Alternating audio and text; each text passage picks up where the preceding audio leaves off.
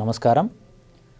తెలుగు భాష అనేటువంటి అంశంలోని పరీక్షగా ఎంచుకొని రాసేటువంటి అభ్యర్థులందరికీ కూడా మరి ఇక్కడ మనం గమనించుకోదగిన విషయం ఏంటంటే, తెలుగు భాష అనేటువంటి అంశం ఏ విధంగా రూపాంతరం చెందింది, దానిపై ఇతర భాషల యొక్క ప్రభావం ఏ విధంగా ఉంది అనే విషయాన్ని ఇక్కడ మనం తప్పనిసరిగా గమనించుకోవాలి. మరి తెలుగు భాషపై ఇతర భాషల యొక్క ప్రభావం ఎలా ఉంది అనే విషయాన్ని మనం చూసేటువంటి సందర్భంలో భాగంగా మనం ఇక్కడ గమనించేటువంటి విషయం ఏంటంటే, ఏ భాష కూడా ఒంటరిగా మనుగడ సాధించలేదు. వ్యక్తి కూడా ఒంటరిగా ఉండలేడు, అట్లనే భాష కూడా ఒంటరిగా మనుగడ అనేది సాగించలేదు. అట్లనే వేరువేరు వర్గాల మధ్య పరస్పర సంబంధం ఏర్పడినప్పుడు ఆ భాషలు పరస్పరం ప్రభావితమవుతాయి. ఇక్కడ వేరువేరు వర్గాలు, ఆ వర్గాలు అనేటువంటి పరస్పరం సంబంధం ఏర్పడినప్పుడు ఆ భాషలు అనేవి పరస్పరం ప్రభావితం కావడం అనేది జరుగుతుంది. ఒక వ్యక్తి మరొక వ్యక్తితో మనకి కలిసిన సందర్భంలో వాళ్ళ భాషలు వేరైనప్పుడు వాళ్ళిద్దరు కూడా కలిసి మరొక కొత్తనైన భాషని ఏర్పాటు చేసుకోవడానికి అవకాశం అనేది ఉంటుంది. ఇక్కడ సాంస్కృతికంగా ఉన్నత స్థాయిలో ఉన్న భాష ఇతర భాషలపై ప్రభావం చూపుతుంది. ఎప్పుడైనా సరే మనం గమనించదగిన అంశం ఏంటంటే, ఉన్నత వర్గాల వారి యొక్క భాషే ఎక్కువగా మనుగడ సాగించేటువంటి అవకాశం మనకి ఇక్కడ కనబడుతుంది. భాషల మధ్య ప్రభావం పదాల మార్పిడి ద్వారా జరుగుతుంది. భాషల మధ్య మనకి ప్రభావం అనేది దేని ద్వారా జరుగుతుందంటే, కొన్ని పదాల ద్వారా జరుగుతుందనే అంశాన్ని ఇక్కడ మనం చెప్పుకోవడం జరుగుతుంది. తెలుగు భాష అనేది 11వ శతాబ్దం నాటికి కావ్య భాషగా, సాహిత్య భాషగా అవతరించింది. మనకి తెలుగు అనేటువంటి అంశం ఏదైతే ఉంటుందో ఇది ప్రాచీన కాలంలో ఎలా ఉంది అనే విషయాన్ని మనం గమనించినట్లయితే, ఇతర భాషల్లో మిళితంగా ఉంది కాబట్టి ఇది ప్రత్యేకించి వేరుగా లేదు అనే అంశాన్ని ఇక్కడ గమనించుకోవడం అనేది జరుగుతుంది. కానీ 11వ శతాబ్దానికి ఇది తన కొంత సొంత రూపాన్ని రూపొందించుకొని కావ్య భాషగా మరియు సాహిత్య భాషగా ఏర్పాటు కావడం అనేది జరిగింది. అట్లనే వాల్మీకి రామాయణం, కవిత్రయ భారతం, శ్రీనాథుని శృంగార నైషధంలో సంస్కృత ప్రభావం మనకి ఎక్కువగా కనిపించడం జరుగుతుంది. మనం గమనించినట్లయితే మన యొక్క భాష అనేటువంటి అంశం ఏదైతుందో తెలుగు భాష, దీనిపై ఇతర భాషల ప్రభావం మనకి ఎక్కువగా కనిపిస్తుందని చెప్పుకోవడం జరుగుతుంది. ఇందులో సంస్కృత భాష యొక్క ప్రభావం అనేది మనకి ఎక్కువగా కనబడుతున్నట్టుగా మనం గమనించవచ్చు. ఉదాహరణకి వాల్మీకి రాసిన యొక్క రామాయణం అనే అంశంలో సంస్కృతం అనే మనకి కనిపిస్తుంది. కవిత్రయం యొక్క భారతం, మనకి కవిత్రయంలో బాగా నన్నయ్య, తిక్కన, ఎర్రనల్ రాసిన భారతం ఏదో దీంట్లో సంస్కృత పదాలే మనకి ఎక్కువగా కనిపించడం జరుగుతుంది. శ్రీనాథుడు రాసిన శృంగార నైషధం అనే అంశంలో భాగంగా కూడా మనకి అత్యధికంగా ఈ యొక్క సంస్కృత ప్రభావాలు మనకి కనిపించడం జరుగుతుంది. సంస్కృత పదాలే అత్యధికంగా ఉన్నాయని దీంట్లో మనం చెప్పుకోవచ్చు. అట్లనే ఆ కాలంలో సామాన్యులు మాట్లాడేటువంటి భాషలో సంస్కృత పదాలు ఎక్కువగా లేకపోవడం వల్ల కాల్వెల్డ్ తెలుగు భాషకు మూలం సంస్కృతం కాదని ప్రతిపాదించాడు. ఇక్కడ మనకి కాల్వెల్డ్ అనే వ్యక్తి పరిశోధన చేస్తున్న సందర్భంలో మరి మనం మాట్లాడుతున్న పదాలు ఏవైతున్నాయో అందులో ఎక్కువగా సంస్కృత పదాలు ఎక్కువగా లేవు. కాబట్టి సంస్కృత ప్రభావం అంతగా లేదు ఈ యొక్క తెలుగు భాషపై అని చెప్పిన వ్యక్తి కాల్వెల్డ్. కానీ అది సరికాదు అనేక విషయాన్ని మన వాళ్ళు తర్వాత గమనింపజేస్తూ సంస్కృత భాష ప్రభావం ఎక్కువగా ఉందనడానికి కొన్ని ఆధారాలు మనకి ఇక్కడ చూపడం అనేది జరిగింది. నన్నయ్యతో ప్రారంభమై నేటికి కూడా కొనసాగుతున్న కావ్య భాషలో సంస్కృత పదాలు ఎక్కువగా ఉన్నట్లు మన వాళ్ళు పరిశోధనలో తేలడం అనేది జరిగింది. కాబట్టి నన్నయ్యతో ప్రారంభమై నేటికి కూడా కొనసాగుతున్న కావ్య భాషల్లో ఏ పదాలు ఎక్కువగా కనిపిస్తున్నాయి మనకు అంటే సంస్కృత పదాలు ఎక్కువగా కనిపించడం జరుగుతుంది. దీనిని బట్టి తెలుగుపై ఇతర భాషల కంటే సంస్కృత భాషా ప్రభావం అనేది ఎక్కువగా మనకి కనిపిస్తుందని చెప్పడం జరుగుతుంది. ఇది ప్రశ్నగా అడిగారు, గతంలో అడగడానికి అవకాశం ఉన్న అంశం అండి. కాబట్టి గమనించాలి, ఇక్కడ తెలుగు భాషపై ఏ భాషా ప్రభావం ఎక్కువగా కనిపిస్తుంది అంటే సంస్కృత భాషా ప్రభావం అనేది ఎక్కువగా మనకి కనిపిస్తుంది అనే విషయాన్ని మనం ఇక్కడ గమనించాలి. అదేవిధంగా తెలుగు భాషపై సంస్కృత ప్రభావం ఉంది అని అనడానికి కొంత కారణాలు మనకి చెప్పడం అనేది జరిగింది. సంస్కృత భాష తెలుగు భాష స్వరూపాన్నే దరిదాపుగా మార్చివేసింది అనేటువంటి అంశంలో భాగంగా మన వాళ్ళు చెప్పడం అనేది జరుగుతుంది.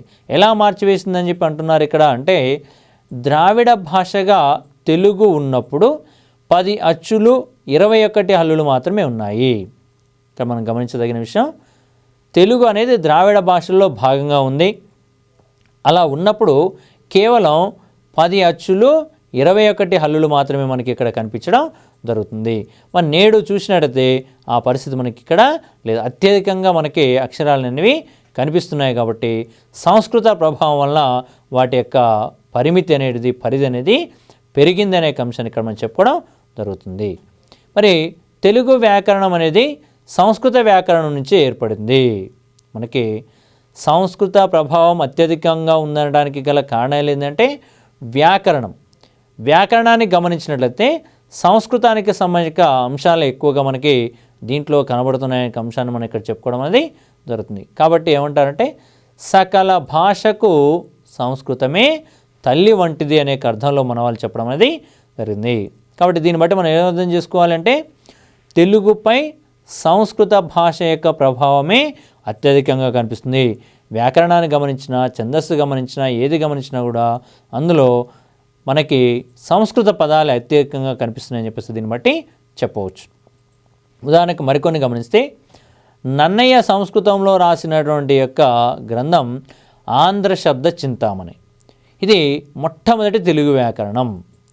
కానీ ఇది సంస్కృత పరిభాషలో రాయబడిన గ్రంథంగా మనం చెప్పడం జరుగుతుంది.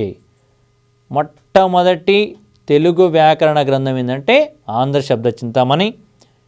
ఇది ఏ భాషలో రాయబడింది అంటే సంస్కృత భాషలో రాయబడింది అనే విషయాన్ని ఇక్కడ మనం గమనించాలి. తెలుగు భాషకు సంబంధించిన అయినప్పటికీ సంస్కృతంలో రాయబడిన గ్రంథం ఇక్కడ గమనించాలి. కాబట్టి ఇది ప్రధానమైన బిట్గా అడిగారు గతంలో, మళ్ళీ గమనించుకోవడానికి ప్రయత్నం ఇక్కడ చేయాలి. ఇక్కడ భాషా భాగాల యొక్క వర్గీకరణ, సమాసాలు, సందులు, అలంకారాలు సంస్కృత భాషను అనుసరించి ఏర్పడినవే. మనం ప్రతి ఒక్క అంశాన్ని గమనించినట్లయితే భాషా భాగాలు వర్గీకరణ, భాషా భాగాలు అనేటువంటి మనం చూసినట్లయితే నామవాచకం, సర్వనామం ఈ పదాలన్నీ కూడా మనకి సంస్కృత పదాల నుంచే ఎక్కువగా మనకు ఉన్నట్టుగా ఇక్కడ గమనించడం జరుగుతుంది. అదేవిధంగా సందులు కానీ, సమాసాలు కానీ, అలంకారాలు కానీ ఇవన్నీ కూడా మనకి ఎక్కడి నుంచి ఏర్పడుతున్నాయి అంటే మనకి సంస్కృత భాషా ప్రభావంలో మన యొక్క భాషలో, తెలుగు భాషలో ఉన్నాయనే అంశాన్ని ఇక్కడ చెప్పడం జరుగుతుంది. మరి సంస్కృత భాష అనేటువంటిది ఏదైతుందో అది మనకి తల్లి వంటిది అనే అంశాన్ని ఇక్కడ మనం చెప్పుకోవడం జరిగింది. అట్లనే సవర్ణ దీర్ఘ సంధి, సంధులను గమనించినట్లయితే సవర్ణ దీర్ఘ సంధి, గుణ సంధి, యనాదేశ సంధి మొదలైనవన్నీ కూడా ఈ భాష నుంచే ఏర్పడినవి. దరిదాపు సంధులన్నీ కూడా దరిదాపుకి ఎక్కువగా మనకి సంస్కృత భాష నుంచి వచ్చినట్టుగా చెప్పుకోవచ్చు. అందులో భాగంగా సవర్ణ దీర్ఘ సంధి, గుణ సంధి, యనాదేశ సంధి ఉదాహరణకి ఇక్కడ చెప్పుకోవడం అనేది జరుగుతుంటుంది. ఎందుకంటే మనకి ఇందులో సంస్కృత పదాలతో ఏర్పడతాయి కాబట్టి వాటిని సంస్కృత సంధులు అనే అర్థంలో మనం చెప్పుకోవడం అనేది జరిగింది ఇక్కడ. అట్లనే సంస్కృత పదబంధాలు తెలుగులో చేరి స్థిరపడినటువంటి యొక్క పదాలు కూడా కొన్ని ఉండడం అనేది జరిగింది. తెలుగులో చేరి ఇది సంస్కృత పదమా అన్న రీతిలో మనకి ఇక్కడ కనిపించడం అనేది జరుగుతుంది. ఉదాహరణకి ఛాందసుడు అనే పదాన్ని ఇక్కడ తీసుకోవడం జరిగింది. ఛాందసుడు అనేది సంస్కృత పదమే, అది తెలుగులో స్థిరపడిపోయిందనే అంశాన్ని ఇక్కడ మనం వాళ్ళు చెప్పడం అనేది జరుగుతుంది. అట్లనే ఉత్పలమాల, చంపకమాల, శార్దూలం, మహాస్త్రగ్ధర, స్రగ్ధర వంటి వృత్తాలు మరియు అలంకార నియమాలన్నీ కూడా సంస్కృత భాష నుంచే వచ్చే అనేక అంశాలను మనం ఇక్కడ గమనించవచ్చు. అంటే ఛందస్సుతో కూడిన అంశాలు, అలంకారానికి సంబంధించిన అంశాలన్నీ కూడా ఎక్కడి నుంచి వచ్చినాయి అంటే ఉత్పలమాల మన యొక్క సంస్కృత భాష నుంచే వచ్చినాయి ఇక్కడ చెప్పవచ్చు. కానీ వృత్తపద్యాలు ఉత్పలమాల, చంపకమాల, శార్దూలం, మత్తేబ అనే అంశాలు, వీటితో పాటు మహాస్త్రగ్ధర, స్రగ్ధర అనే అంశాలు కూడా దీంట్లో ఉండడం జరిగింది. ఇవన్నీ కూడా ఏ భాష నుంచి వచ్చినాయి? సంస్కృత భాష. మరి ఇన్ని అంశాలు సంస్కృత భాష నుంచి వచ్చాయి కాబట్టి తెలుగు భాషపై ఎక్కువగా ఏ భాషా ప్రభావం ఉందని చెప్పవచ్చు అంటే సంస్కృత భాషా ప్రభావం ఉందని చెప్పేసి ఇక్కడ మనం చెప్పుకోవచ్చు. అట్లనే సంస్కృత పదాలు అనేటువంటి కొన్ని మనకి తెలుగు భాషలో ఏర్పడి స్థిరపడిపోయిన అంశాన్ని ఇక్కడ మనం చెప్పుకోవడం జరుగుతుంది. ఉదాహరణకు మనకు పరిపాలనా సంబంధమైన పదాలను ఇక్కడ ఒకసారి గమనిద్దాం. పరిపాలనమైన సంబంధమైన పదాలను మనం తీసుకున్నట్లయితే ఇందులో సంస్కృత పదాన్ని ఏ విధంగా పలికేవారు, అదేవిధంగా అది తెలుగు పదం ఏ విధంగా పలకబడుతుంది అనే విషయాన్ని మనకి ఇక్కడ చిన్న పట్టిక రూపంలో గమనించుకోవడం జరుగుతుంది. ఇక్కడ సంస్కృత పదాలు తీసుకుంటే ఆదేశ అనే పదం తెలుగులో ఆదేశం అనే పదంగా తీసుకున్నాం. నిర్బంధ నిర్బంధం, మండుల మండలం. ఇక్కడ పరిపాలనకు సంబంధించిన పదాలు దాదాపుగా సంస్కృత పదాలు మన యొక్క తెలుగులోకి వచ్చాయంటానికి ఇది ఒక ఉదాహరణగా ఇక్కడ చెప్పుకున్నాం. ఆదేశ ఆదేశం, నిర్బంధ నిర్బంధం, మండుల మండలం అనే పదాలు దీంట్లో ఉన్నట్టుగా మనం ఇక్కడ చెప్పుకోవచ్చు. ఇది పరిపాలన సంబంధమైన పదాలు. అట్నే న్యాయ సంబంధ పదాలు. న్యాయ సంబంధ పదాలు మనం గమనించినట్లయితే దీంట్లో సంస్కృత పదాలు తెలుగు పదాలు ఒక్కసారి చూడండి.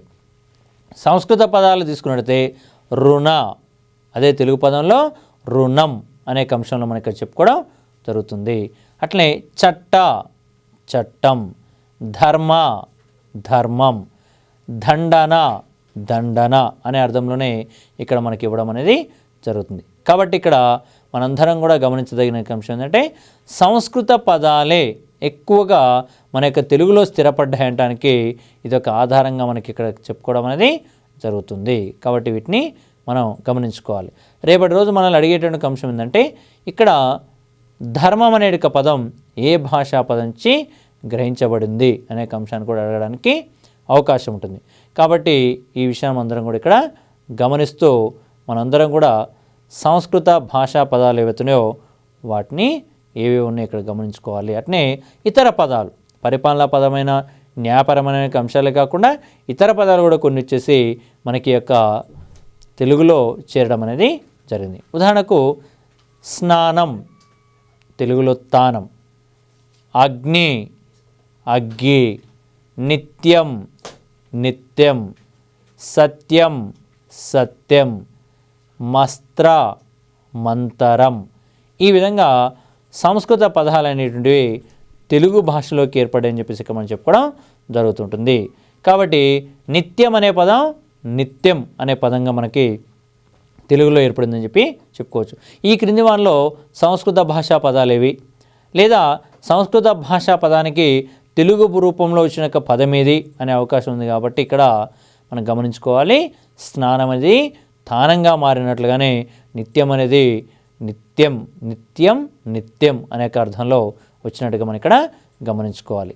ఈ విధంగా సంస్కృత భాషకు సంబంధించిన పదాలు మన యొక్క తెలుగు భాషలో చాలా వరకు స్థిరపడిపోయినాయని అనటానికి ఇవన్నీ ఉదాహరణలుగా మనం ఇక్కడ చెప్పడం అనేది జరుగుతుంటుంది.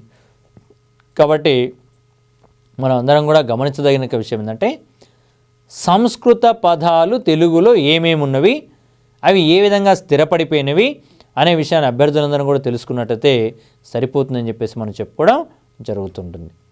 అట్లనే తెలుగు భాషపై పారశీక భాష ప్రభావం ఏ విధంగా ఉందో ఒకసారి గమనిద్దాం. నేటి ఇరాన్ దేశ భాష పారశీకం. ఈరోజు ఇరాన్ వాళ్ళు మాట్లాడుతున్న భాష ఏంటంటే పారశీక భాష. మరి ఈ పారశీక భాష ఏ కుటుంబానికి సంబంధించింది? ఇండో యూరోపియన్ భాషా కుటుంబంలో ఒక శాఖనే పారశీక భాషగా మనకు చెప్పుకోవడం జరుగుతుంది. ఇండో యూరోపియన్ భాషా కుటుంబం. అదేవిధంగా సఫావి అనేటువంటి వ్యక్తి యొక్క ప్రకారం పర్యాయ పదాలు లేని ఎన్నో పదాలు తెలుగులో స్థిరపడినవి అన్నారు. ఓకేనా?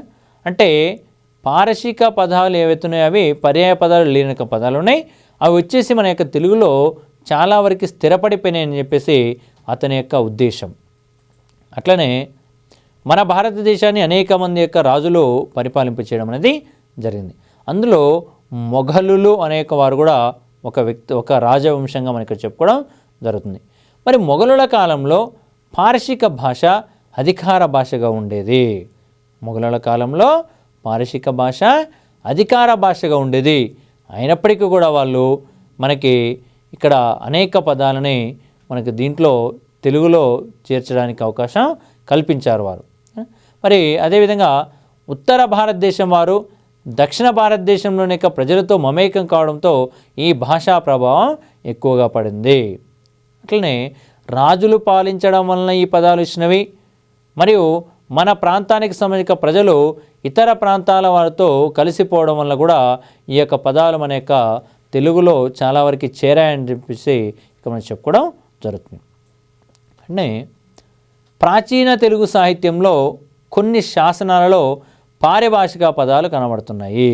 ఓకేనా, మనం ప్రాచీన తెలుగు సాహిత్యాన్ని గమనించినట్లయితే అక్కడ కొన్ని శాసనాలు పారిభాషిక పదాలతో కూడుకుని ఉన్నాయి. అందులో ఏమేమి ఉన్నాయి, ఉదాహరణకు మనం ఒకసారి గమనిస్తే తిక్కన యొక్క మహాభారతాన్ని మనం గమనించినట్లయితే శాంతి పర్వంలో కనబడిన త్రాసు అనే పదం పారశిక పదమైన తరాజు నుంచి వచ్చింది. ఓకేనా, తిక్కన మహాభారతంలో రాసిన శాంతి పర్వంలో ఉపయోగించబడిన త్రాసు అనే పదం అది పారిభాషిక పదమైన పారశిక పదమైన తరాజు నుంచి రావడం అనేది జరిగింది.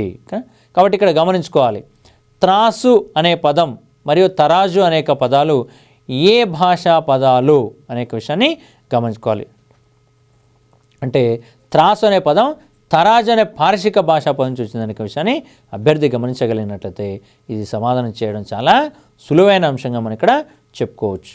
అట్లనే శ్రీనాథుని చాటువులలోని దస్త్రాలు, కలము అనేటువంటి పదాలు దఫ్తర్, కలం అనే పారశిక పదాల నుంచి గ్రహించబడ్డవి. శ్రీనాథుడు చాటు పద్యాలు అనేక అంశాలు రాశాడు. అందులో భాగంగా కొన్ని పదాలు చేర్చడం జరిగింది. అందులో దస్త్రాలు అనేక పదం, దస్తాలు అనే పదం, కలము అనేక పదం, ఈ రెండు పదాలు కూడా ఎక్కడి నుంచి గ్రహించబడ్డాయి అంటే పారశిక భాషా పదాలు కనుక దఫ్తర్, కలం ఆ యొక్క పదాల నుంచి గ్రహించబడాయని చెప్పవచ్చు. కాబట్టి తెలుగుపై పారశిక భాషా ప్రభావం కూడా కొంతవరకు ఉందని చెప్పేసి దీన్ని బట్టి మనకు అర్థం కావడం అనేది జరుగుతుంది. అట్నే కాశీఖండం, కాశీఖండంలో కనుక కమరు, హజారము అనే పదాలు కూడా పారశిక భాషా పదాలుగానే మనం ఇక్కడ చెప్పడం అనేది జరుగుతుంది. కాశీఖండంలో ఉన్నటువంటి కమరు, హజారం అనే పదాలు ఏ పదాలు అంటే పారశిక భాషా పదాలు ఇక్కడ మన వాళ్ళు చెప్పడం అనేది జరుగుతుంది. అట్లనే వరహ పురాణం, మనం పురాణాలు కూడా గమనించినట్టయితే అందులో వరహ పురాణం, ఆ వరహ పురాణంలో నకీబు, మేకు అనేక పదాలు, నకీబు, మేక్ అనే పదాలు నఖీబ్, మేక్ల నుండి వచ్చినవి. ఇక్కడ నఖీబ్, మేక్ అనేక పదాల నుంచి వచ్చినటువంటిగా మనం గమనించడం జరుగుతుంది. ఇవి కూడా పారశిక భాషా పదాలే. కాబట్టి పారశీకానికి సంబంధించిన పదాలు వరహ పురాణంలోనే మనకు ఉన్నట్టుగా ఆనవాలనే మనకి కనిపించడం అనేది జరుగుతుంది. అట్లనే పలనాటి వీర చరిత్ర, ఈ పలనాటి వీర చరిత్రలో కూడా మనకి అనేక పదాలు ఇందులో కనిపించడం జరుగుతుంది. ఉదాహరణకి రోజు అనే పదం, ఇది రోజ్ అనేక పారశిక పదం నుంచి వచ్చింది. హద్దు అనే పదం హత్ అనేక పదం, సన్నాయి అనే పదం షహనాయి అనేక పదాల నుంచి పారశిక పదాల నుంచి వచ్చినట్టుగా మనకి దీంట్లో మనకి ఆధారాలు కనిపించడం అనేది జరుగుతుంటుంది. అట్లనే హరవిలాసాలలో పంజు అనేక పదం పంజ్ అనేక పదం నుంచి, భీమఖండంలో గసగసాలు అనే పదం కష్కష్ అనేక పదాల నుంచి వచ్చినట్టుగా మనం ఇక్కడ చెప్పడం జరుగుతుంది. కాబట్టి గసగసాలు అనేటువంటిది ఎక్కడి నుంచి వచ్చింది అంటే మనకి పారశిక భాషా పదం కష్కష్ నుంచి వచ్చిందని చెప్పేసి మనం చెప్పుకోవడం జరుగుతుంది. కాబట్టి ఏ పదం ఎక్కడి నుంచి వచ్చిందో తప్పనిసరిగా మనం ఇక్కడ గుర్తించాలి, గమనించుకోవాలి. ఇక ఈ పారశిక భాషా పదాలు ఏమేమి ఉన్నాయి, ఎక్కడెక్కడ ఉన్నాయి, ఏ భాష ఏ అంశంలో స్థిరపడిపోయినాయి అనే విషయం ఒకసారి గమనించినట్లయితే ఇందులో రాజకీయ సంబంధ పదాలు ఉన్నాయి. కొన్ని రాజకీయ సంబంధ పదాలు ఏంటి? ఆ రాజకీయ సంబంధ పదాలు సుల్తాను, పాదుషా, ఫర్మానా, హుజూరు, కితాబు, ఈ మొదలైన పదాలన్నీ కూడా పారశిక భాషా పదాలుగా చెప్పడం జరుగుతుంది. మనం గమనించుకోవాలి. ఇక్కడ ఈ క్రింది వానిలో పారశిక భాషా పదం కానిదేది, పారశిక భాషానికి చెందినదేది అని అడిగేటువంటి అవకాశం ఉంది. కాబట్టి మనందరం కూడా ఇక్కడ తప్పనిసరిగా పారశిక భాషా పదాలు ఏంటివో గమనించాలి. ఇక్కడ రాజకీయ సంబంధిక పదాలు తీసుకుంటే సుల్తాన్, పాదుషా, ఫర్మానా, హుజూర్, కితాబ్, కానీ ఈ పదాలు పారశిక భాషా పదాలు ఇక్కడ చెప్పడం జరుగుతుంది. అట్లనే సైనికపరమైన పదాలు, సైనికపరమైన పదాలు తీసుకుంటే సిపాయి, తుపాకీ, బందుకు, ఫిరాయించు, పౌజు, బందోబస్తు, ఈ పదాలన్నీ కూడా మనకి సైనికపరమైన పదాలు. పారిభాషిక పదాలుగా ఇక్కడ చెప్పడం అనేది జరుగుతుంది, అంటే పారశీక భాషా పదాలుగా మనం ఇక్కడ చెప్పడం అనేది జరుగుతుంది. కాబట్టి రేపటిన అడగడానికి అవకాశం ఉన్న ప్రశ్న, సిపాయి అనేక పదం ఏ భాషా పదం నుంచి గ్రహించబడింది అంటే పారశీక భాషా పదం అనే అంశాన్ని గమనించాలి. కాబట్టి ఇక్కడ సిపాయి, తుపాకీ, బందుకు, ఫిరాయింపు, పౌజు, బందోబస్తు, కానీ ఈ పదాలన్నీ కూడా మనకి పారశీక భాషా పదాలుగా చెప్పడం అనేది జరుగుతుంటుంది. అట్నే వ్యాపార సంబంధమైన పదాలు, కొన్ని వ్యాపారానికి సంబంధించిన పదాలు కూడా మనకి కొన్ని ఇక్కడికి వచ్చి స్థిరపడడం జరిగింది. అందులో దుకాణం అనే పదం, త్రాసు అనే పదం, మనకి దుకాణం అనే పదం ఏ భాషా పంచి ఉద్భవించింది, ఏ భాష పంచి గ్రహించుకున్నాం అంటే పారశీక భాషా పదం. ఇంతకుముందు చెప్పుకున్నట్టుగా త్రాసు, తరాజు అనే పదాన్ని మనకి చెప్పడం జరిగింది. ఇవన్నీ కూడా దీనికి సంబంధించిన సమాచారాలు. ఇక రెవెన్యూ పదాలు, రెవెన్యూ పదాలు కూడా కొన్ని వచ్చి మన యొక్క తెలుగులో స్థిరపడిపోవడం అనేది జరిగింది. దానికి ఉదాహరణ కౌలు, కుష్కి, దుంబాల అనేక పదాలు అనేవి దీంట్లో మన యొక్క తెలుగు పదాల్లో స్థిరపడిపోయిన యొక్క పారశీక పదాలుగా మనం ఇక్కడ చెప్పుకోవడం జరుగుతుంటుంది. అట్లే న్యాయ సంబంధిక పదాలు, ఇందులో దివాను, నకలు, నకాబత్తు అనేక పదాలు ఏవైతున్నాయో ఇవి తెలుగు భాషలోకి వచ్చిన కనుక కొన్ని పారశీక భాషా పదాలుగా మనం ఇక్కడ చెప్పుకోవడం అనేది జరుగుతుంది. అట్నే వస్త్ర సంబంధమైన పదాలు, దీంట్లో కలంకారి, జలతారు, కుల్యాయ, జంబుఖానా అనేక పదాలు ఉన్నవి. ఈ పదాలన్నీ కూడా మనకి మన పారశీక భాషా పదాలు ఇక్కడ చెప్పడం జరుగుతుంటుంది. కాబట్టి అభ్యర్థులను కూడా గమనించదగిన అంశం ఏంటంటే కలంకారి అనేది ఏ భాషా పదం, లేదా జలతారు అనేది దేనికి సంబంధించింది, అట్నే కౌలు అనేది ఎక్కడి నుంచి గ్రహించబడింది, ఇట్లా మనల్ని అడిగేటానికి అవకాశం ఉంటుంది. కాబట్టి అభ్యర్థులు అందులో కూడా చేయగలిగిన అంశం ఏంటంటే పారశీక భాషా పదాలు ఏవి అనేక విషయాన్ని ప్రత్యేకించి గుర్తుంచుకునే అంశంగా మనం ఇక్కడ చెప్పుకోవడం జరుగుతుంటుంది. అదేవిధంగా ఆటలకు సంబంధించిన పదాలు ఉన్నాయి ఇందులో కొన్ని. అందులో గంజిఫా అనేక పదం పారశీక భాషా పదానికి సంబంధించి ఇక్కడ చెప్పుకోవడం జరుగుతుంటుంది.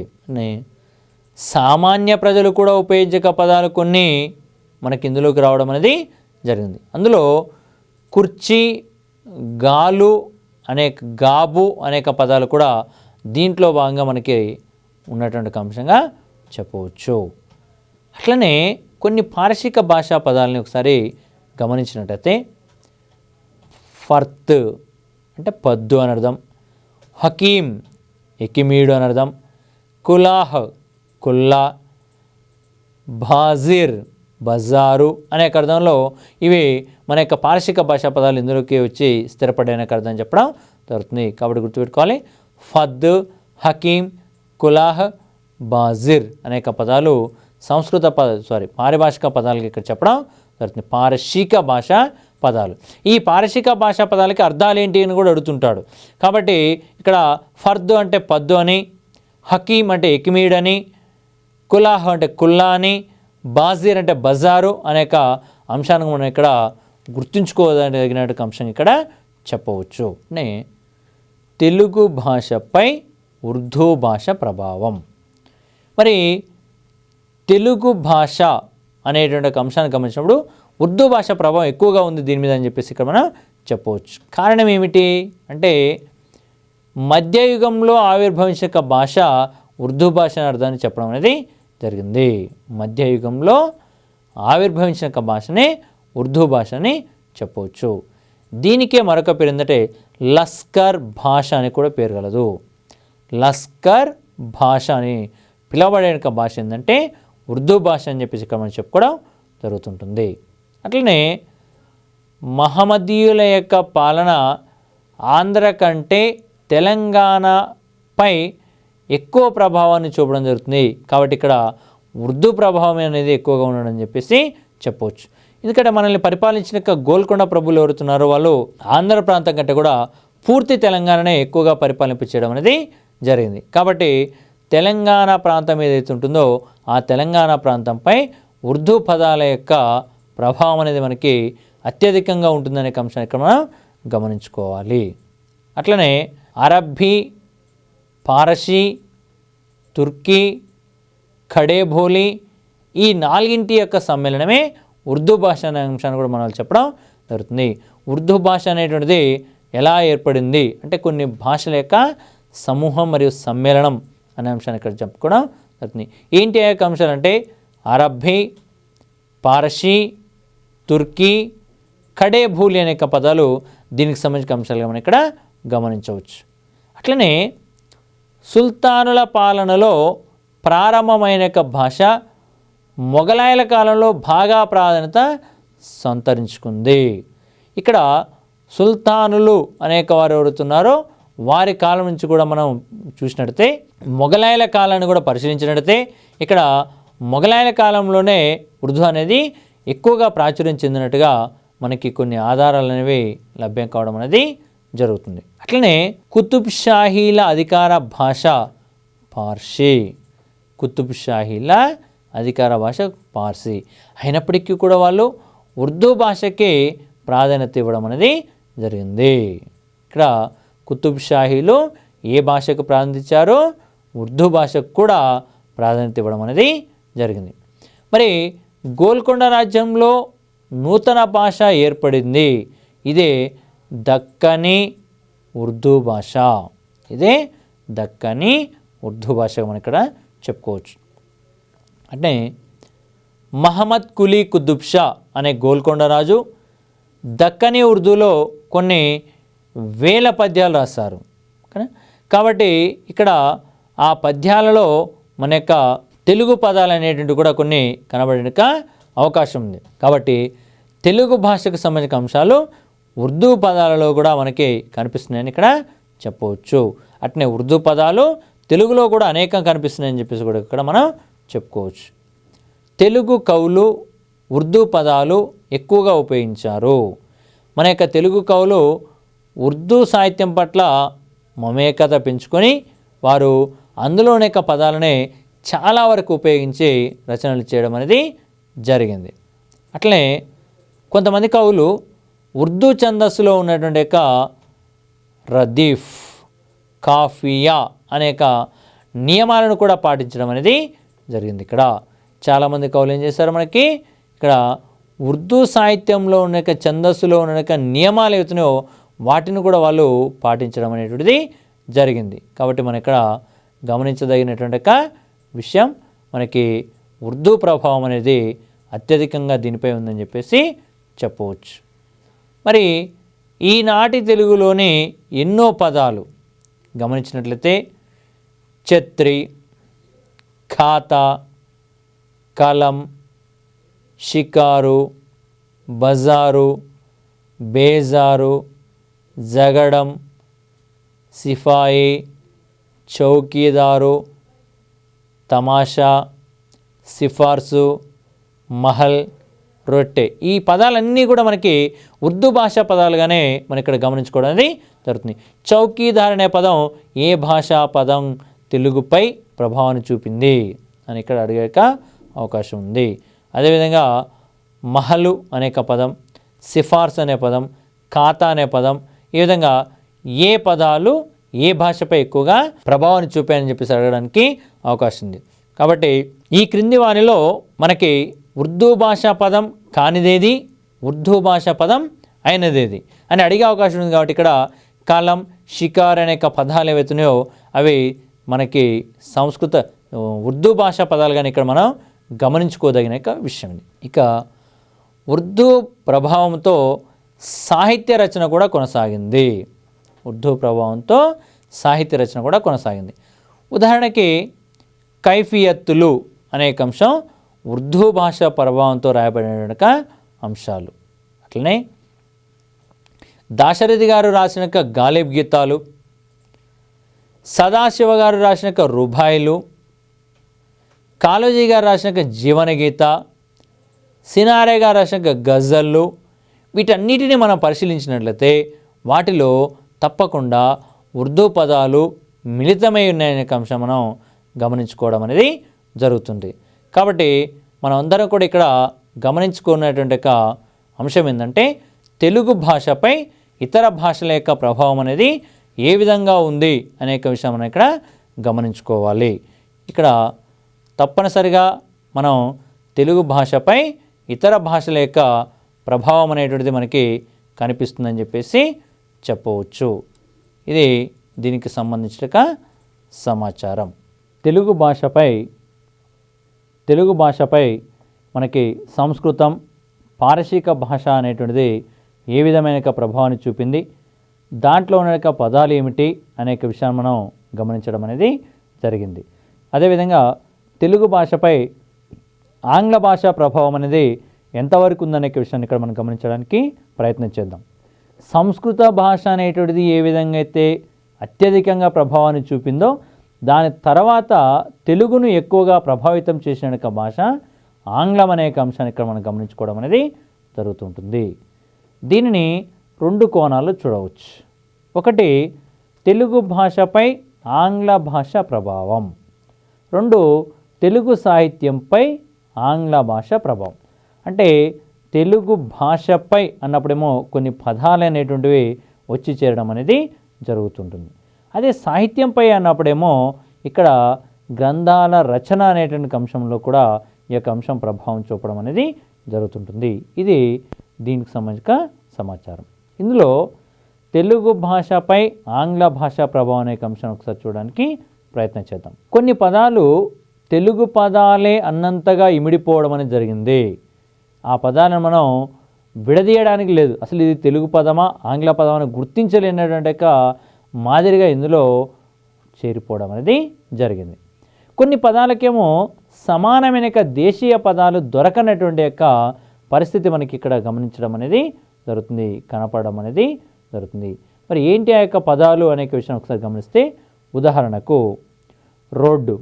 మరి రోడ్డు అనేటువంటి పదం తెలుగు పదమా ఆంగ్ల పదమా? బస్సు, పెన్ను, టెలివిజన్, రేడియో, రైలు, పోస్ట్ ఆఫీసు, కోర్టు, సమను, హోటల్ ఇవన్నీ కూడా ఆంగ్ల పదాలే అయినప్పటికీ కూడా వీటికి సరైనటువంటి పదాలు దొరకనటువంటి అంశాలు తెలుగులో మనకి. ఓకేనా? బస్సు ఒక ప్రయాణ సాధనం, మరి దీన్ని తెలుగులో ఏమనాలి? రైలు ఇది ఒక ప్రయాణ సాధనమే, కానీ దీన్ని తెలుగులో ఏమనాలి? తెలుగులోకి ట్రాన్స్లేషన్ చేసిన తర్వాత ఆ పదాలు ఉపయోగించడం అనేది ఎంత కష్టం అనే విషయాన్ని మనం గమనిస్తూ ఆంగ్ల భాషా పదాలనే తెలుగు భాషా పదాలుగా నిత్యం కొనసాగిస్తూ ఉపయోగించడం అనేది జరుగుతుంది. కాబట్టి రోడ్డు కానివ్వండి, బస్సు కానివ్వండి, ఇవన్నీ కూడా తెలుగు భాషపై ఆంగ్ల భాషా ప్రభావాన్ని చూపుతున్న పదాలుగా మనం ఇక్కడ చెప్పుకోవచ్చు. కొన్ని పదాలేమో చదువు రాని వారు కూడా ఉపయోగిస్తున్నారు. ఉదాహరణకి థ్యాంక్స్, అదేవిధంగా సారీ సార్, గుడ్ బాయ్ మొదలైన పదాలు ఉన్నాయి. ఈ పదాలన్నీ కూడా వీళ్ళు చదువు రాని వారు కూడా ఉపయోగించేటువంటి స్థితిలో మనం ఇప్పుడు ఉండడం అనేది జరుగుతుంది. అంటే ఇవి ఆంగ్ల పదాలు అయినప్పటికీ కూడా చదువు వచ్చిన వారే కాదు, చదువు రాని వారు కూడా వీటిని ఉపయోగిస్తున్నారని చెప్పేసి మనం ఇక్కడ చెప్పుకోవడం జరుగుతుంటుంది. కాబట్టి ఆంగ్ల భాష అనేది చదువు వచ్చిన వారే కాదు, చదువు రాని వారిపై కూడా ప్రభావాన్ని చూపుతుందనడానికి ఇవి కొన్ని ఉదాహరణలుగా మనం ఇక్కడ చెప్పుకోవచ్చు. అట్లనే ఆంగ్ల భాషా ప్రభావం వల్ల కొన్ని పదాలు మిశ్రమ పదాలుగా ఏర్పడ్డాయి. అంటే ఆంగ్ల పదం ప్లస్ తెలుగు పదం ఈ 2 కలిసి ఈ యొక్క పదాలు ఏర్పడుకోవడం అనేది జరిగింది. మరి ఒకటేమో ఆంగ్ల పదం, ఇంకోటేమో తెలుగు పదం, 2 కలిస్తేనే ఒక పదం అనేది నూతన పదం ఏర్పడింది. ఉదాహరణకు గమనిస్తే మనం గూడ్స్ బండి, గూడ్స్ అనేది ఒక పదం, బండి అనేది మరొక పదం. ఇక్కడ ఆంగ్లం ఒకటి, తెలుగు ఒకటి, ఈ 2 కలిపితేనే గూడ్స్ బండి అనే పదం కావడం అనేది జరిగింది. అట్నే పోస్ట్ డబ్బా, పోస్ట్ అనేది ఒక పదం, డబ్బా అనేది మరొక పదం, పోస్టు డబ్బా. ఫ్యూడల్ వ్యవస్థ, ఫ్యూడల్ అనేది ఒక పదం, వ్యవస్థ అనేది మరొక పదం. అట్నే న్యూక్లియర్ కుటుంబం, న్యూక్లియర్ అనేది ఒక అంశం, కుటుంబం అనేది మరొక అంశం. అట్నే క్రికెట్ ఆట, క్రికెట్ అనేది ఒక పదం, ఆట అనేది మరొక పదం. సిక్సర్ కొట్టాడు కానీ సిక్సర్ అనే ఒక పదం, కొట్టాడు అనే మరొక పదం. డౌట్ ఉంది, డౌట్ ఉంది, డౌట్ ఉంది. వృద్ధి రేటు, వృద్ధి రేటు.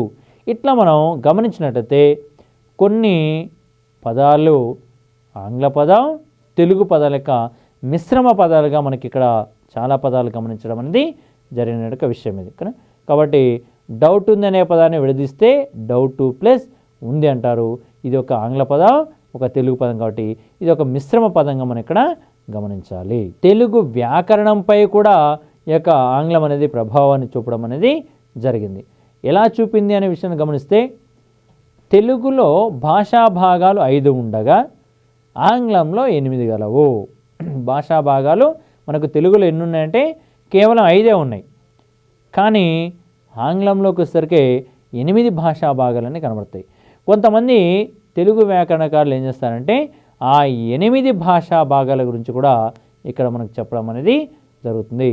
కాబట్టి తెలుగుపై ఆంగ్ల భాషా ప్రభావం అనేది చాలా వరకు ఉందని చెప్పేసి మనం దీంట్లో చెప్పుకోవడం జరుగుతుంది.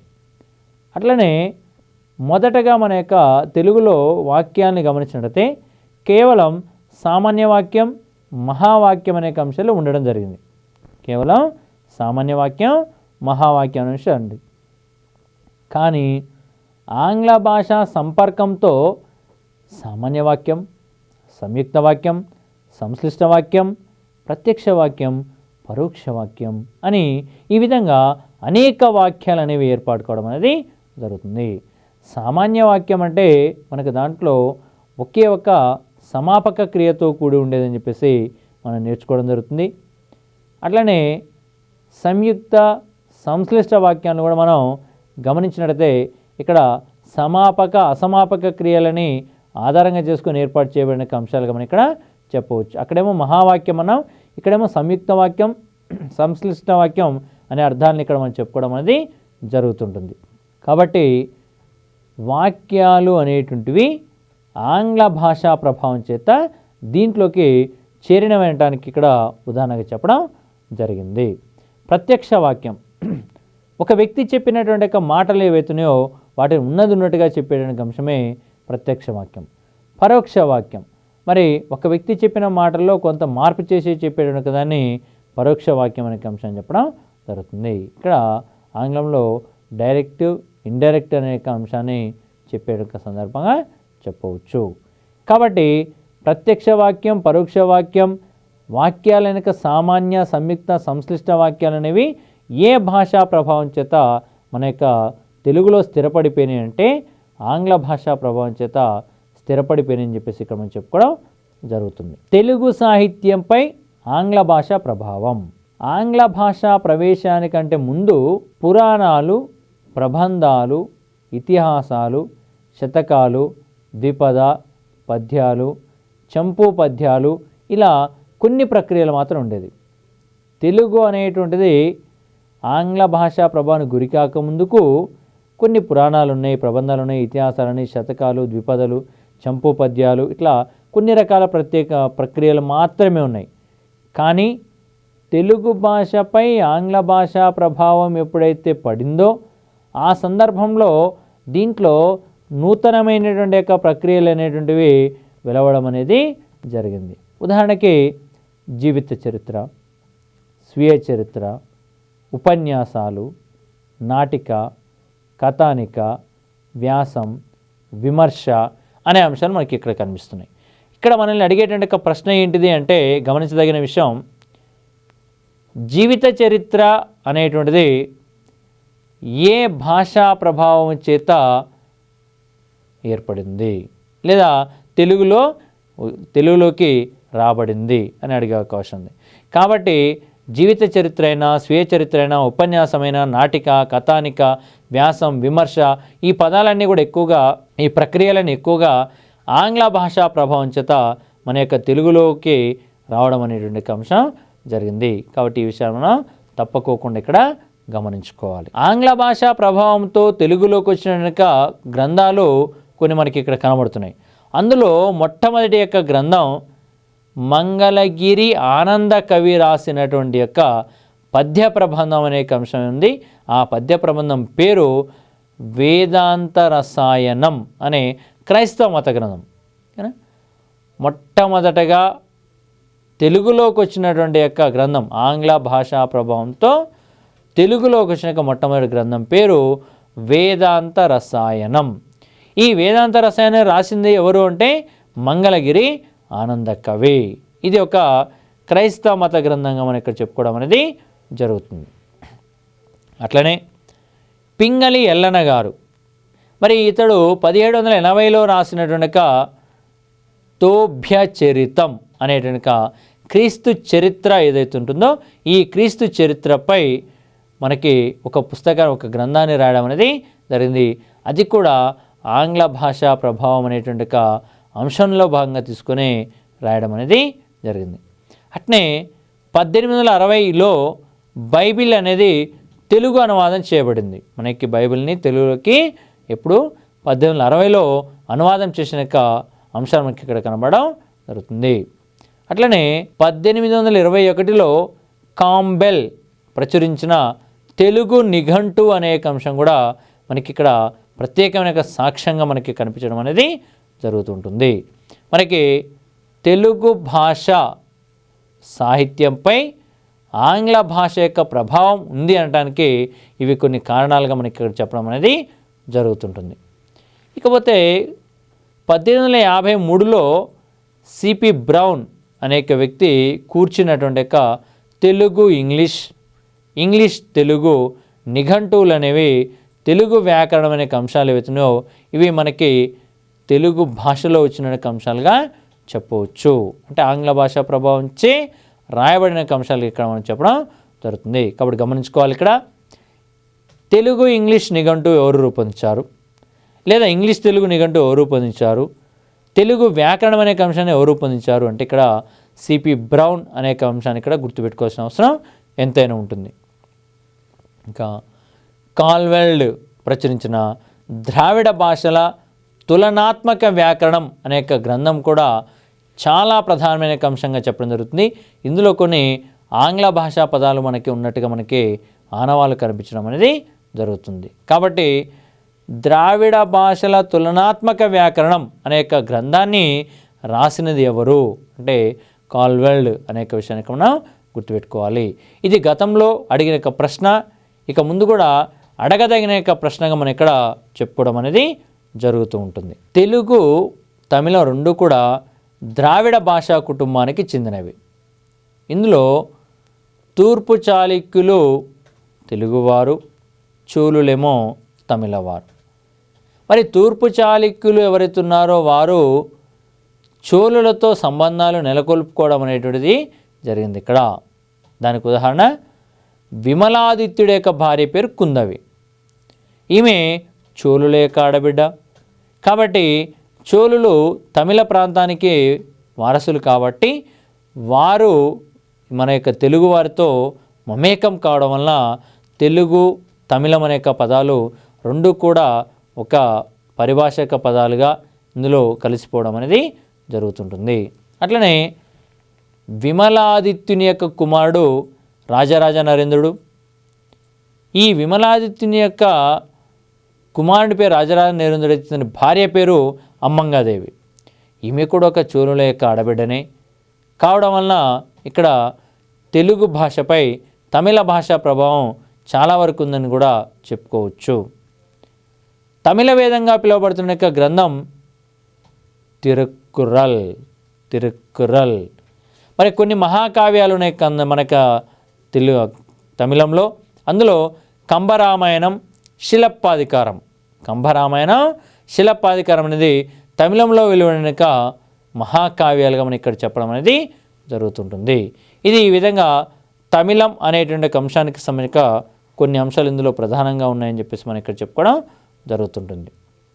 అంటే తమిళ భాషలో ఉన్నటువంటి పదాలు చాలా వరకు తెలుగులో మత సంబంధమైన పదాలు, భోజన సంబంధమైన పదాలు, ఇతర పదాలు అనేవి కూడా కొన్ని మనకి ఇందులో కనిపించడం అనేది జరుగుతుంది.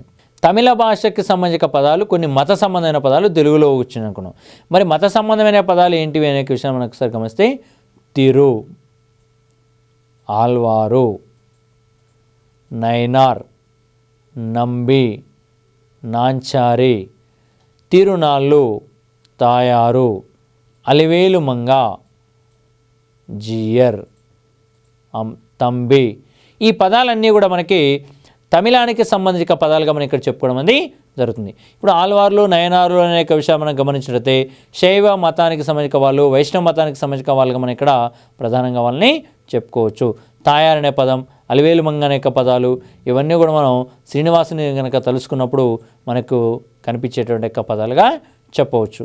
కాబట్టి ఇవన్నీ కూడా ఎక్కువగా తమిళానికి సంబంధించిన పదాలుగా మనం ఇక్కడ గమనించడం అనేది జరుగుతుంది. కాబట్టి ఇక్కడ రేపటి నాడు తాయారు అనే పదం ఏ భాషా ప్రభావంచే తెలుగులోకి రావనే పదం అని చెప్పేసి అడిగే అవకాశం ఉంది. కాబట్టి ఇక్కడ తమిళ భాషా పదాలు తెలుగు భాషలో చాలా వరకు స్థిరపడ్డాయనే అంశాన్ని దీంట్లో మనకి చెప్పడం అనేది జరుగుతుంది. అట్నే భోజన సంబంధ పదాలు, భోజన సంబంధ పదాలు ఏమన్నాయి మనకి ఇందులో?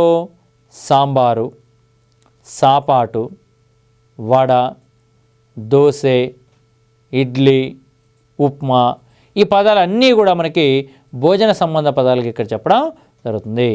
మరి సాంబార్ అనేటిది ఏ భాషా పదం అంటే ఏ భాష నుంచి ప్రభావితమై తెలుగులోకి వచ్చింది? అదేవిధంగా సాపాటు, ఇవన్నీ కూడా ఏ భాషా పదాలు ఒకసారి గమనించుకుంటే మనకి తమిళ భాషా పదాలు అనేవి దీంట్లో మనకి స్పష్టంగా అర్థం కావడం జరుగుతుంది. ఇకపోతే ఇతర పదాలు, ఇతర పదాలు మనకి ఏమున్నాయి దీంట్లో అనేక విషయాన్ని ఒకసారి గమనించినట్లయితే పొన్నాస, మొదలియార్, పిల్లై, అరంగేట్రం, ముక్కాల్, మాలిగా, ఈ పదాలన్నీ కూడా మనకి ఇతర పదాలు అంటే తమిళం నుంచి తెలుగులోకి వచ్చి స్థిరపడే కొన్ని పదాలుగా మనం ఇక్కడ చెప్పుకోవచ్చు. మొదలయార్ మనకి తెలిసిన అంశమే, అరంగేట్రం చేయడం ఓకేనా, అదేవిధంగా పిల్లై, ఇవన్నీ పదాలు కూడా మనకి తమిళ భాష నుంచి వచ్చిన అంశాలుగా మనం ఇక్కడ గమనించుకోదగినటువంటి అంశాలు. ఇక తెలుగు, కన్నడం, తెలుగుకు కన్నడానికి ఉన్నటువంటి సన్నిహితం. తెలుగు కన్నడ భాషలు దక్షిణ భారతదేశంలో ఉన్నటువంటి మధ్య ద్రావిడ భాషా కుటుంబానికి చెందినవిగా చెప్పవచ్చు. తెలుగు కన్నడ భాషలు దక్షిణ భారతదేశంలోని మధ్య ద్రావిడ భాషా కుటుంబానికి సంబంధించి చెప్పుకోవడం జరుగుతుంది. మరి శాతవాహనుల కాలంలో ప్రవేశపెట్టిన బ్రాహ్మీ లిపి నుంచి ఈ రెండు భాషలు కూడా ఏర్పడినట్టుగా మనం ఇక్కడ చెప్పుకోవడం అనేది జరుగుతుంది. శాతవాహనుల కాలంలో ప్రవేశపెట్టిన బ్రాహ్మీ లిపి నుంచి ఇవి ఏర్పడ్డాయనే అంశాన్ని మనం ఇక్కడ గమనించుకోవచ్చు. మరి బ్రాహ్మీ లిపి నుంచి ఏర్పడినాక తెలుగు కన్నడ మధ్య సన్నిహితం అనేది ఎలా ఉందనే విషయాన్ని గమనిస్తే తెలుగు కన్నడ లిపులు చాళుక్యుల పాలనా కాలం వరకు ఒకే విధంగా ఉన్నాయి. తెలుగు కన్నడ లిపులు చాళుక్యుల కాలం వరకు కూడా ఒకే పదాలు ఒకే భాషగా మనకు కనిపించడం జరిగింది. 1000 నుంచి 1400 మధ్య కాలంలో ఉమ్మడి భాష నుంచి ఈ రెండు కూడా వేరుపడడం అనేది జరిగింది. మనకి తెలుగు కన్నడ రెండు కూడా 1000 నుంచి 1400 మధ్య కాలంలో వేరుపడడం అనేది జరిగింది. అందువల్ల వీటి మధ్య సామ్యం అనేది మనకి కనబడుతుంది. అందువల్ల వీటి మధ్య మనకి సామ్యం, పోలికలు అనే అంశాలు కనబడుతున్నాయి. ఏంటి యొక్క పోలికలు అనే విషయం ఒకసారి గమనించినట్లయితే ప్రాచీన క్రియాపదాలు, ప్రాచీన క్రియాపదాలు ఇక్కడ కొట్ట, నడు, వెళ్ళు, తిట్టు అనే పదాలు ఉన్నాయి. ఈ పదాలు రెండు భాషల్లో కూడా ఒకే విధంగా ఉన్నాయి. మనక తెలుగులో కావచ్చు, కన్నడంలో కావచ్చు, ఈ రెండు కూడా ఒకే విధంగా ఉన్నాయనే అంశానికి మనం చెప్పడం జరుగుతుంది. ఇక తెలుగు కన్నడ భాషల్లో దగ్గర పోలికలనుక పదాలు, తెలుగు కన్నడ భాషల్లో దగ్గర పోలికలనుక పదాలు ఏమున్నాయి అంటే ఇక్కడ దొర, దోరే, నేను, నాను, కల్, కల్, కన్ను, కన్, పల్లి, హల్లి, ఈ పదాలని మనకి దీంట్లో కనిపించడం అనేది జరుగుతుంది. కాబట్టి తెలుగు భాషకు సంబంధించిన పదాలు కన్నడ భాష నుంచి కూడా కొన్ని ఇందులోకి వచ్చి చేరినట్టుగా మనం చెప్పుకోవడం అనేది జరుగుతుంటుంది. కాబట్టి ఈ విధంగా పదాలు ఏ పదాలు ఎక్కడి నుంచి వచ్చినాయి అనేక విషయం మనం ఇక్కడ తప్పనిసరిగా గమనించుకోదగినటువంటి విషయంగా చెప్పుకోవచ్చు. ఇక కన్నడం తెలుగు భాషకు సజాతీయ భాష అంటే అర్థమైంది, దగ్గర సంబంధం కలది అనే అర్థాలు తీసుకోవడం జరిగింది. కన్నడం అనేటువంటిది తెలుగు భాషకు దగ్గర సంబంధం కలిగిన భాషగా చెప్పవచ్చు. ఓకేనా. మరి దీనికి ఉదాహరణ ఏంటి అంటే ఇక్కడ కొన్ని కన్నడ పదాలు తెలుగులోకి వచ్చి చేరడం అనేది జరిగింది. దానికి ఉదాహరణ కైవారం, దేవర, బేడలు, హెచ్చు, సాకు, హత్తు, హోయలు, హోరాహోరి, హల్లె, మజ్జిగ, గండరగండ. ఈ పదాలన్నీ కూడా మనకి కన్నడ భాష నుంచి చేరిన అంశాలు. గతంలో మనల్ని అడిగిన ప్రశ్న, కైవారం అనేటువంటి ఒక పదం ఏ భాషా పదం నుంచి చేరింది, లేదా కైవారం, దేవర అనేక పదాలు ఏ భాషా పదాలు, లేదా గండరగండ అనేక పదం ఏ భాషా పదం, ఏ భాషా పదం అనే గండరగండ పదం ఏ భాష నుంచి తెలుగులోకి చేరింది, హోయలు అనేక పదం తెలుగులోకి రావడానికి ఏ భాషా ప్రభావం చేత వచ్చింది.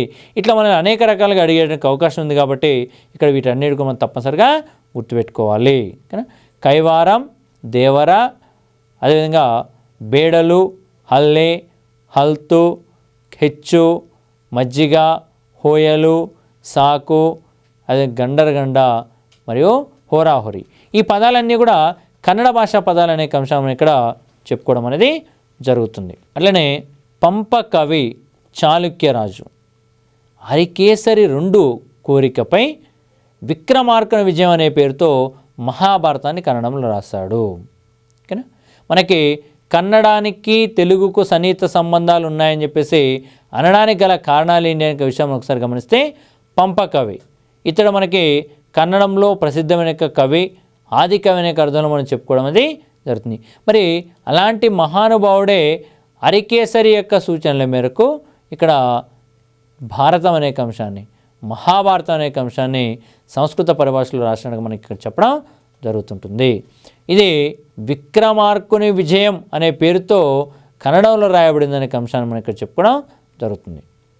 నన్నెచోడుని యొక్క కుమార సంభవంపై కూడా మనకి కన్నడ ప్రభావం అనేది కనబడడం జరుగుతుంది. నన్నెచోడుడి కుమార సంభవంపై కూడా ఈ యొక్క ప్రభావం మనకు కనిపించడం జరుగుతుంది.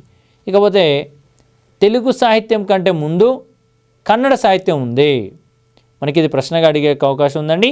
గమనించదగిన విషయం, ఇక్కడ సాహిత్య ప్రక్రియలో భాగంగా, సాహిత్యాల్లో భాగంగా ఏ భాష అనేటిది ముందు సాహిత్యాన్ని పొందింది అనే విషయం అడిగే అవకాశం ఉంది. కాబట్టి ఇక్కడ కన్నడ భాష ముందు, మనకి చివరిలో తెలుగు భాష అనే అంశాన్ని ఇక్కడ మనం గమనించుకోవాలనే విషయాన్ని ఇక్కడ చెప్పడం జరిగింది. మరి కన్నడంలో తొలి మహాకావ్య రచయిత ఎవరంటే పంపకవి. ఇతడు మన యొక్క తెలుగు ప్రాంతానికి చెందినవాడే. పంపకవి మన యొక్క తెలుగు ప్రాంతానికి చెందినవాడు. తెలుగులో తొలి కావ్య రచనకు సహాయపడిన వ్యక్తి నారాయణ భట్టు. మరి ఇతడు కూడా కన్నడ భాషకు చెందినవాడే. మరి ఇక్కడ తొలి కావ్యమైనటువంటి యొక్క రచన పూనుకున్న పంపకవి, అతడు మనకి కన్నడ భాషకు చెందినవాడు. అదేవిధంగా మన యొక్క నన్నయ్య గారు రాసినటువంటి యొక్క అంశం ఏదైతుందో, మహాభారతం ఏదో, దానికి సహకరించిన నారాయణ భట్టు కూడా మనకి కన్నడ భాషకు సంబంధించిన వాడు. కాబట్టి కన్నడ భాష ప్రభావం అనేది అత్యధికంగా ఉందని చెప్పేసి మనం దీంట్లో చెప్పవచ్చు. తెలుగులో వేమన లాంటి యొక్క కవి కన్నడంలో ఒక వ్యక్తి ఉన్నాడు, అతడే సర్వజ్ఞుడు. కానీ ఇద్దరు కూడా మనకి ప్రజాకవులుగా పేరు పొందిన వాళ్ళుగా ఇక్కడ చెప్పడం జరుగుతుంది. సహజ రీతిలో రచన రాసి ప్రజాకవులుగా పేరు పొందిన వాళ్ళలో మనకి ఇక్కడ ఉన్నది నన్నయ్య అనేటువంటి యొక్క మనకి వేమన మరియు సర్వజ్ఞుడు అనేక వ్యక్తులుగా చెప్పవచ్చు. ఆదికవి నన్నయ్య మరియు కన్నడ రత్నత్రయం భారతం నుంచి అనేక పదాలు, పదబంధాలు అనేవి గ్రహించడం అనేది జరిగింది. మనకి నన్నయ్య గారిని మనం గమనించినట్లయితే ఇతడు అనేక పదాలు, కన్నడ పదాలు గ్రహించి ఈ యొక్క మహాభారతంలో చేర్చినట్టుగా మనకి ఆనవాళ్ళకు ఉన్నాయి. తెలుగు కన్నడ భాషలు ఒకే తల్లికి పుట్టిన భాషలు. మరి కావాలా అనే అంశాన్ని మనం గమనించినట్లయితే ఇక్కడ ఈ మాట చెప్పిన వ్యక్తి నిడదవోలు వెంకటరావు. తెలుగు కన్నడ భాషలు ఒకే తల్లికి పుట్టినటువంటి కవల పిల్లలు అనేక అంశాన్ని మనకు చెప్పిన వ్యక్తి నిడదవోలు వెంకటరావు. కాబట్టి దీన్ని బట్టి మనకి ఏమర్థమవుతుంది అంటే తెలుగు భాష కన్నడ భాష రెండు కూడా ఒకే అంశానికి సంబంధించిన అంశాలుగా మనం ఇక్కడ చెప్పుకోవడానికి అవకాశం ఉన్నటువంటి అంశాలుగా మనం ఇక్కడ గమనించవచ్చు. మరి ఈ తెలుగు భాషపై కన్నడ భాష ప్రభావం అనేది ఏ విధంగా ఉంది, వీటిపై అవినాభావ సంబంధం అనేది ఏ విధంగా కలదు అనే విషయాన్ని పరిశీలించిన వాళ్ళు దీనికి 6 కారణాలను సూచించడం అనేది జరిగింది. కన్నడ భాష అనేది తెలుగు భాషపై ప్రభావాన్ని చూపింది కాబట్టి దీనికి గల కారణం ఏంటంటే 6 కారణాలు సూచిస్తున్నారు. అందులో ఒకటి ప్రకృతి. మనకి నైసర్గికంగా భూభాగం అనేది కలిసి ఉంది. దీనినే దక్కని పీఠభూమి అంటారు. నైసర్గికంగా భూభాగం అంతా కూడా కలిసి ఉంది. దీన్నే దక్కని పీఠభూమి అని చెప్పేసి మన వాళ్ళు చెప్పడం అనేది జరుగుతూ ఉంటుంది. కాబట్టి ఒకే ప్రాంతంలో కలిసి ఉంటున్నారు కాబట్టి రెండు భాషల యొక్క ప్రభావం అనేది మనకి ఇక్కడ మిళితమైన భాషలుగా చెప్పుకోవడానికి అవకాశం ఉంది. అదేవిధంగా భాష రెండు కూడా సంస్కృత పదాలు ఎక్కువగా కలిగిన భాష. ఇక్కడ తెలుగు తీసుకున్నా కన్నడం తీసుకున్నా రెండిట్లో కూడా ఎక్కువగా మనకు సంస్కృత పదాలే కనబడుతున్నాయి. అట్లనే లిపి, మరి ప్రాచీన కాలంలో ఒకే లిపి ఉండేది, దాని పేరే వేంగి చాళుక్యుల లిపి అనేవారు. ఓకేనా. మరి ఈ వేంగి చాళుక్యుల లిపి నుంచి వేరుపోయి కన్నడం తెలుగు అనేవి రెండు వేరువేరుగా మనకి ఇక్కడ కనిపించడం జరుగుతుంది. ఉదాహరణకి ఉ రు క హ అనే అక్షరాలు కనుక పరిశీలించినట్లయితే ఈ రెండింటిలో కూడా సమానమైనటువంటి పదాలు అక్షరాలే కనబడుతున్నాయి. ఉ రు క హ అనే అక్షరాలు కూడా మనకి తెలుగులో కన్నడంలో రెండింటిలో కూడా ఒకే రకంగా కనబడుతున్నటువంటి అంశాలు ఇక్కడ చెప్పవచ్చు. అదేవిధంగా వ్యాకరణం అనేది కూడా తెలుగు కన్నడ భాషల్లో రెండింటిలో సమానంగా ఉందనే విషయాన్ని మన వాళ్ళు ఇక్కడ చెప్పడం అనేది జరుగుతుంది. అంటే రాజకీయం, ఇక్కడ మనకి రాజకీయంగా మనం గమనించినట్లయితే పాలించేటువంటి యొక్క ప్రాంతాలు అవుతున్నాయో ఆ ప్రాంతాలలో ఏ రాజులైతే పరిపాలించారో వారి యొక్క ప్రభావం ఎక్కువగా ఉందని చెప్పేసి ఇక్కడ మనం చెప్పుకోవచ్చు.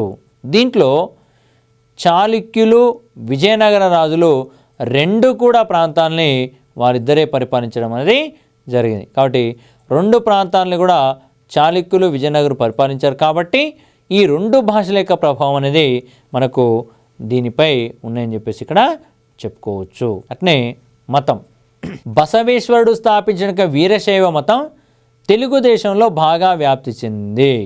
ఓకేనా. మనకి బసవేశ్వరుడు అనే వ్యక్తి ఒక మతాన్ని స్థాపించాడు, అదే వీరశైవ మతం. వీరశైవ మతం వచ్చేసి తెలుగుదేశంలో అంటే మన యొక్క తెలుగు మాట్లాడే ప్రాంతంలో బాగా ప్రాచుర్యం పొందిన అంశాన్ని చెప్పడం జరుగుతుంది. దానికి ఉదాహరణ తెలుగు సాహిత్యంలో శివకవి యుగం అనేది ఒక ప్రత్యేకత కలిగిన యుగంగా మనం చెప్పుకోవడం జరుగుతుంది. ఇక్కడ మనకు నన్నయ్య తదనంతరం మనం చూసినట్లయితే శివకవి యుగం అనేది ప్రత్యేకించి ఉండడం అనేది జరిగింది. కాబట్టి శివకవి యుగం అనేది బాగా ప్రాచుర్యం చెందడానికి ప్రధాన కారణం ఏంటంటే ఈ రెండు భాషలు కలిసి ఉండడం అనే అంశానికి మనం చెప్పుకోవడం జరుగుతుంది. అట్లనే నిజామాబాదు జిల్లాలో పంపకవి తమ్ముడు జినవల్లభుడు వేయించిన శాసనం గంగాధర శాసనం అనేది మనకు లభించడం అనేది జరిగింది. ఇక మనం గమనించదగిన విషయం అండి, గంగాధర శాసనం అనేటువంటి యొక్క అంశం ఏదైతే ఉంటుందో దీన్ని ఎవరు రాశారు, ఓకేనా, ఎవరు వేయించారు అనేక విషయం మనకి ఇక్కడ గమనించినట్టయితే ఇది పంపకవి యొక్క తమ్ముడు జినవల్లభుడు. ఓకేనా. గంగాధర శాసనం జినవల్లభుడు ఇది నిజామాబాద్ అనే ప్రాంతంలో మనకి కనిపించడం అనేది జరుగుతుంటుంది. తెలుగుదేశాన్ని పాలించిన రాజులకు కన్నడ బిరుదులు కూడా కొన్ని ఉన్నాయని చెప్పేసి మనం దీన్ని బట్టి అర్థం చేసుకోవడం జరుగుతుంది. అవి ఒకటి మూరు రాయరగండ, జగదొబ్బగండ, మనుజదేవర అనేక పదాలు దీంట్లో కనిపించడం జరుగుతుంది. మూరు రాయరగండ, జగదొబ్బగండ, మనుజదేవర అనేక పదాలు మనకి ఏ భాషా ప్రభావం చేత ఇందులో చేరబడ్డే అనే అంశాన్ని అడిగే అవకాశం ఉంది కాబట్టి గమనించుకోవాలి. కన్నడంలో కర్ణాట భాషాభూషణం తెలుగులో ఆంధ్ర భాషాభూషణం. ఇక్కడ మనకి గ్రంథాలని పరిశీలించినట్టయితే కన్నడంలో కర్ణాటక భాషాభూషణం అనే గ్రంథం రాస్తే తెలుగులోనేమో ఆంధ్ర భాషాభూషణం యొక్క గ్రంథాన్ని రాయడం అనేది జరిగింది. అట్నే కన్నడంలో హరివంశం రాశారు, అదేవిధంగా తెలుగులో కూడా హరివంశం అనే యొక్క గ్రంథాన్ని రాయడం అనేది జరిగింది. మరి మనం పాల్కురికి వారి యొక్క రచనలు కనుక పరిశీలించినట్లయితే వారు కన్నడంలో 7, తెలుగులో కూడా 7 గ్రంథాలని రాయడం అనేది జరిగింది. కాబట్టి దీన్ని బట్టి మనకి ఏమర్థమవుతుంది, తెలుగు భాషపై కన్నడ ప్రభావం కూడా ఉంది అనే అర్థం ఇక్కడ చెప్పుకోవడం జరుగుతుంది. శ్రీనాథుడు తన కావ్య శైలిని కన్నడ కావ్య శైలి అని పేర్కొనడం జరిగింది. శ్రీనాథుడు తన కావ్య శైలిని కన్నడ కావ్య శైలి అని పేర్కొనే యొక్క సందర్భాలు మనకి దీంట్లో కనిపించడం జరుగుతుంది. అదేవిధంగా శ్రీనాథుడు ప్రౌఢ దేవరాయలచే కనకాభిషేకం పొందాడు. మరి వీటన్నిటిని కూడా ఆధారంగా చేసుకోవచ్చు. అదేవిధంగా కవి సార్వభౌమునికి బిరుదును కూడా శ్రీనాథుడు పొందడం అనేది జరిగింది. వీటన్నిటిని ఆధారంగా చేసుకున్నప్పుడు మనకి ఏమర్థమవుతుంది అంటే తెలుగు భాషపై కన్నడ భాషా ప్రభావం అనేది కనిపిస్తుందని అర్థమవుతుంది. ఇంకేమంటున్నారు, నా కవిత్వంబు నిజము కర్ణాట భాష అని అన్నది శ్రీనాథుడు. నా కవిత్వంబు నిజము కర్ణాట భాష అని అన్నది ఎవరంటే శ్రీనాథుడిగా మనకి ఇక్కడ చెప్పుకోవడానికి అవకాశం ఉంది. అట్నే పట్టాభిగారే పిడేలు రాగాల డజన్ అనే దాన్ని ఆచార్య ఆర్విఎస్ సుందరం పిటీలు రాగగల డజన్ అనే పేరుతో కన్నడంలోకి అనువదించడం అనేది జరిగింది. పట్టాభి గారి యొక్క పిడేలు రాగాల డజన్ అనే కథాన్ని ఆచార్య ఆర్విఎస్ సుందరము పిటీలు రాగాగల డజన్ అనేక పేరుతో కన్నడంలోకి అనువదించడం అనేది జరిగింది. అదేవిధంగా ఆర్విఎస్ సుందరం గారు కె నారాయణ స్వామి జంటగా దిగంబర కవుల యొక్క కవితలని దిగంబర కావ్యం అనే పేరుతో కన్నడంలోకి అనువదించడం అనేది జరిగింది.